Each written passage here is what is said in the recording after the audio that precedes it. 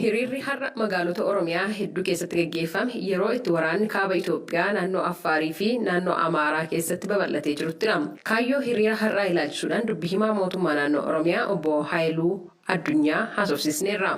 Qabsoo gaggeessineen wayyaanee hiddaan buqqifne amma awwaala ishii gadi fageessuudhaaf tokkummaan kaaneerra kan jedhuu fi awwaala wayyaanee xumuratti gochuudhaaf uummanni magaalota Oromiyaa 19 keessatti bahee deeggarsa raayyaa ittisa biyyaatiif taasise cina dhaabbachuudhaa fi akkasumas immoo balaaleffannaa gocha shororkeessummaa wayyaaneen naannoo Amaaraa, naannoo Affaarii fi kaleessa galgala immoo Shanee wajjiniin qindaa'anii haleellaa isaanii godina addaa saba Oromoo kamiseetti raawwatan balaaleffate giddu galeessa godhatee kan gaggeeffamedha. Hiriira magaalota adda addaa irratti gaggeeffameen dhaadannoowwan dhagahamaa turan qabiyyeen isaanii tokkodha kan jiran obbo Haayiluun muraasa isaaniis eeraniiru. Wayyaaneen diina uummata Itoophiyaa keessattuu kan Oromooti lamuu nutti hin deebi'u gateetti ittiin gabrummaa wayyaanee baannu hin qabnu akkuma kaleessa waltaanee hiddaan buqqifne amma xumuratti taasifnaa kan jedhu keessatti argama.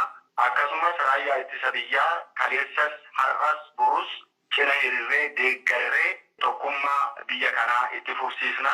Haalli Itoophiyaan itti jirtu labsii yeroo muddamaa keessa hiriirri kun akkamiin gaggeeffamee kan jedhuufis obbo Haayiluun deebii kennaniiru.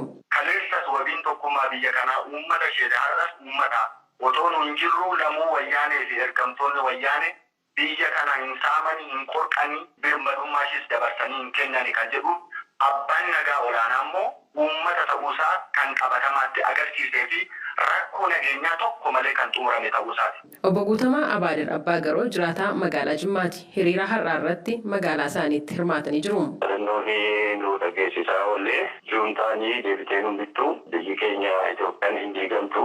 Biyya keenya nageenya isaa hin eeggannaa biyya keenya ni baraarraa. Jiraataa magaalaa Shashamannee obbo Hussein Reessoo sababa itti hiriira bahan ibsaniiru. Kaayyoon hiriiricha jalqaba juuntaa fi shanii balaaleffachuudha. Kaayyoon hiriiricha raayyaa ittisa biyyaa cinaa dhaabbachuudha. Namni waan qabuun fiigaa joorbuudhaan waan qabuun raayyaa ittisa biyyaa cinaa dhaabbachuu qaba. Gareen adda bilisa baasaa uummata Tigraay fi mootummaan Shanee jedhee kan ittiin waamu dhaabni waraana bilisummaa Oromoo jedhee of waamu dhaadannoowwan har'a hiriira irratti ibsamanii fi garee shororkeessitootaati kan jedhu akka hin fudhanne irra deddeebiidhaan yeroo garaagaraatti ibsaa turaniiru. Gama biraatiin biyyoonnii fi dhaabbileen addunyaa waraanni kaaba Itoophiyaa karaa nagaadhaan akka furmaata argatuuf carraaqqii taasisaa jiru. Ergamaan addaa Yuunaayitid Isteet kan gaanfa Afrikaa Jeefrii Feltmaan kaayyoodhuma nagaa buusuu kanaaf finfinnee jiru. Har'a guyyaa